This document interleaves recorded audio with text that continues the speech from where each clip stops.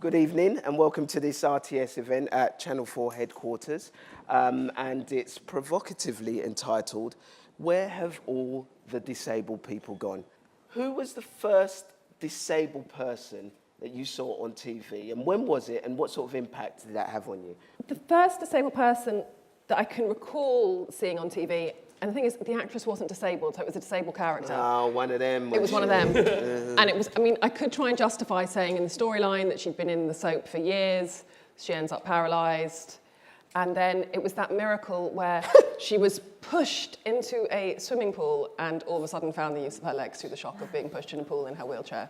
Yeah, that would do it. I've tried, that hasn't worked for me. But that was Fallon in Dynasty, which would have been like the early Dynasty. 80s. Yeah. I ended up in a wheelchair through a spinal cord injury when I was 14. And I'd already been at drama school from a very early age, and I knew I wanted to be an actress. But then when I was in hospital, I was spending a lot of time watching TV, and that was when I noticed there was nobody in a wheelchair on television. And I was watching a lot of TV 24/7. And I thought, well, I can't act, that's it, it's out the window. And that's kind of, I just thought, because there's no one else doing it, I can't do it. It's interesting, isn't it, that each one of us have picked up on and has probably said the phrase, someone like me. Because, I mean, generally in television, that's what you want when you're watching a TV show. You want to see something you connect with, something you can relate to. And, you know, what it was for me, it wasn't like, oh, great, there's disabled people on television, or fantastic, this is really pushing the boundaries of social awareness or anything like that. It was quite selfish, really. It was like, oh, he's like me. Yeah, exactly. And that, as a person watching television, has a profound effect. But for me, the problem is it's getting in the door to the audition, because you're not invited in. You haven't got a seat at the table.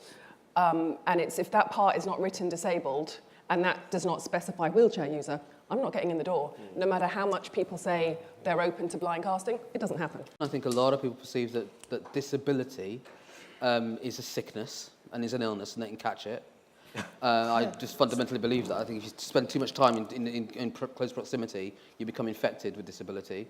And I think it scares people. I think it is something that frightens a lot of people, where you're staring at something, in inverted commas, that you don't and can't understand.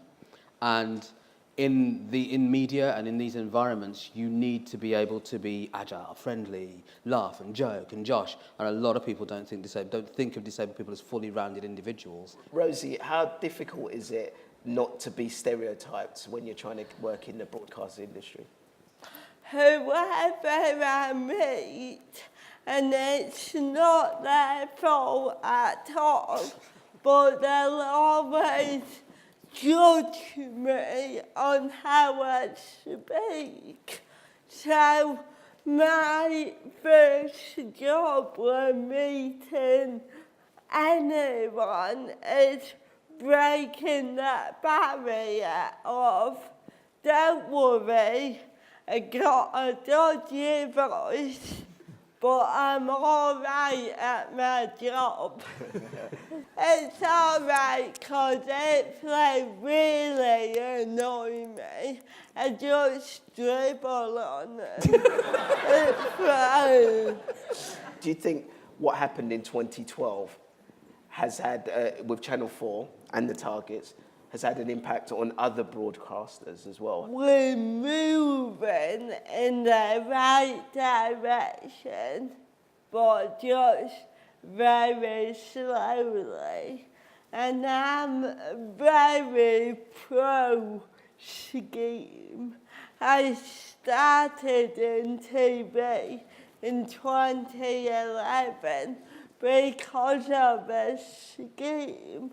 And that meant that I could leapfrog over being a runner. But it's getting people in the room, and that's why sometimes schemes work, because it puts people in front of people they wouldn't ordinarily look at, see, or know exist. And that's why, to a certain extent, schemes work, and we need them. We need projects, but then you need to be able to turn up the temperature each time.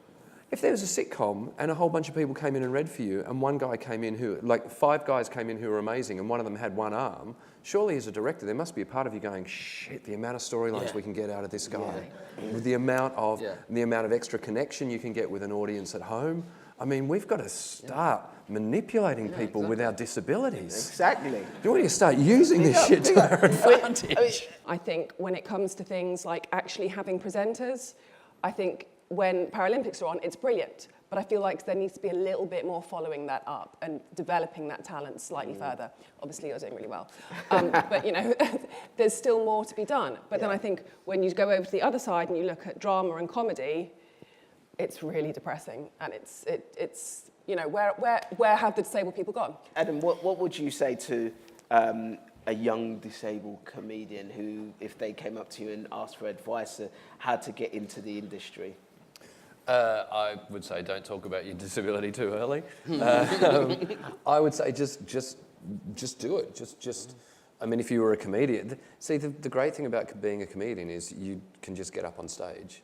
Yeah. There's no one stops you getting up on stage. What I do with the stage. The stage is not accessible. That's an excellent point. He's only thinking about himself. He's amputees, not really disabled. Flesh wound. Yeah, flesh wound, that's it. Ladies and gentlemen, our panel, I hope you enjoyed today and hope you felt informed and entertained. And I'd like to say a massive thank you to Shannon, Rosie, Adam and Deborah. Thank you.